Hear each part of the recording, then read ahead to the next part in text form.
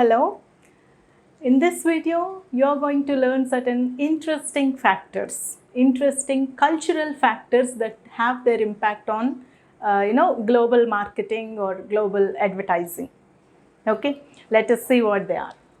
See, the first one is language. The first cultural factor, perhaps, that has a lot of impact on individual consumers as well as the overall marketing strategies is language. Because see, we have around 3000 plus languages in the world, right? Even if you consider one particular area or one particular country, then the language or the accent or the kind of understanding, the meaning, the pronunciation, everything differs. Even in one language speaking country also, it differs. It carries different meanings. So for an international marketer to target or to give that brand name and to communicate with the customers, with the target market in a universally accepted language is a challenge, right? So that is one thing which really poses a great challenge to the marketers, right? Say for example, General Motors, GM, we all know what General Motors is, right? They have launched a brand by the name Nova, a car by the name Nova. Okay, so in their language it means a very new, novel, something exciting, which carries all positive meanings. But the same term Nova in Spanish language means unable to walk or does not move. So you just imagine how the brand name Nova would have impacted in a Spanish market. Okay, it completely gave the wrong sense, wrong understanding, wrong meaning. Okay, so that is a famous fail, right? So, so it is a challenge, definitely a challenge to marketers to, promote the brand or to give the brand a name which is universally accepted. And, marketing giants like Nike with their tagline, just do it. And like M&M with the punchline like it melts in your mouth, not in your hands, right? Such or the your KFC finger licking food. So they are all like universal. They apply anywhere. They convey the right meaning to all sorts of customers across the world, right? So that is how a marketer should make use of the language, make right use of the language, right? And the next cultural aspect is the customs and taboos. Different cultures, they have, different customs, different taboos, right? Say for example, in Japan, number 4 is considered unlucky. They believe 4 is an unlucky number. So for a Japanese market, if you pack 4 items in one single container, then they won't purchase them because they consider it unlucky. Number 4 for them in their culture is a taboo. It's an unlucky thing. So they don't prefer something packed in 4. Okay, a family pack of 4 in Japanese market, they will avoid such kind of packaging. It is totally different. For Indians, we don't mind. In other country, in Western culture, they don't mind. But in Japanese market, it has a different, cultural thing. So that is how marketers need to understand, and they need to formulate different strategies for different cultures. Similarly, in Middle East, where Islamic culture is very predominant, there, if you display or if you show women models with hands and legs uncovered, then it's very offensive. They won't take it. It's very insulting for them, it's very offensive for them, right? Similarly, the hijab, the kind of, the headscarf the women wear. So that is for us one section of market or one section of the society, wearing hijab is very customary, very traditional. At the same time, many women, they are getting educated, they are taking up careers. So for them, showing female character, a lady character wearing a hijab, maybe they may not welcome it. They may feel they are being caught up in taboos, in traditions. Okay, so here how a marketer wants to project a female character, like wearing a hijab or not wearing a hijab, is a dilemma, right? So based on the kind of products or based on the age group of the target market, they may have to formulate different strategies. Okay. Similarly, next one, values. Values, again, culture, one of the very important factors of culture is values, right? So here, say for example, in the Western culture, say for example in US market. In US market, individualism is highly valued, right? People like even at the age of 15 or 16 itself, they behave so individualistically, and that is more valued there. They prefer to take independent decisions, they prefer to lead an independent lifestyle. Okay, so for that market, say for example for the US market, portraying individualism is more welcomed.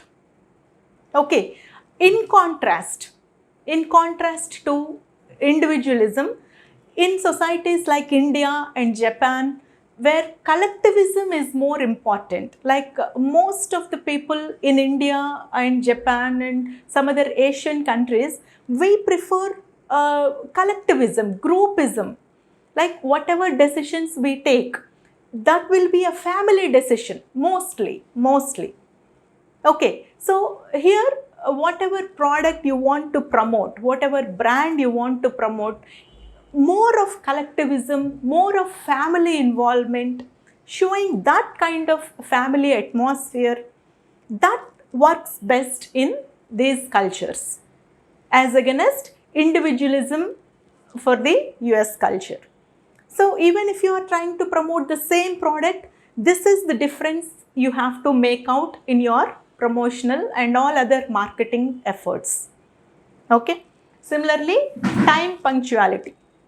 Time and punctuality. Say for example, in certain societies, in certain cultures, being on time, meeting the exact deadlines is valued much.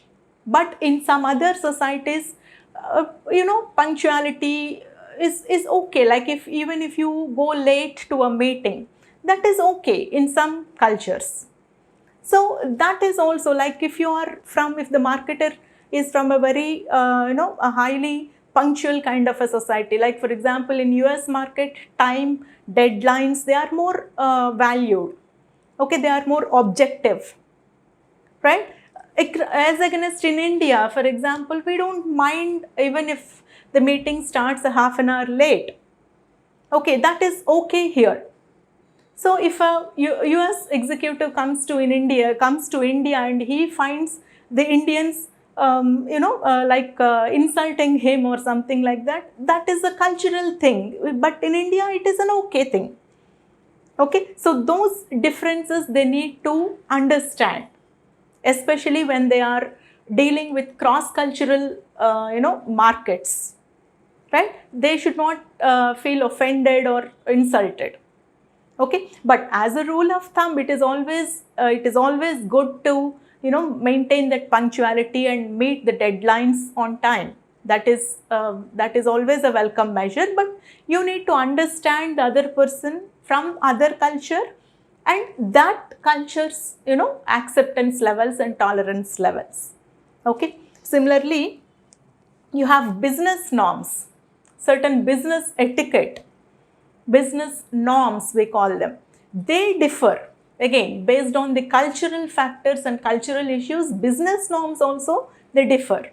Say for example, in Japan, if Japanese team is there in a meeting, okay, so for them only the senior managers should talk.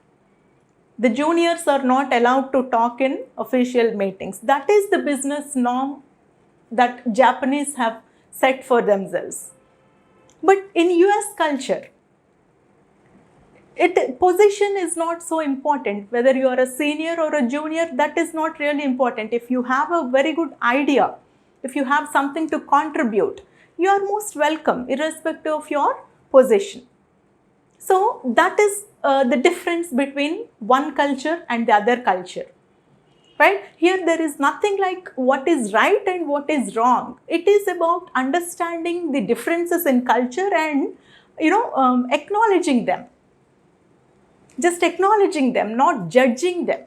That is more important. So if you are in meeting with the Japanese team, only the seniors will speak. The American team has to understand that. And the Japanese also have to understand that in American culture, it is okay for them, for the juniors also to give advices and to, make certain contributions. The Japanese should not feel offended by a junior speaking from an American team.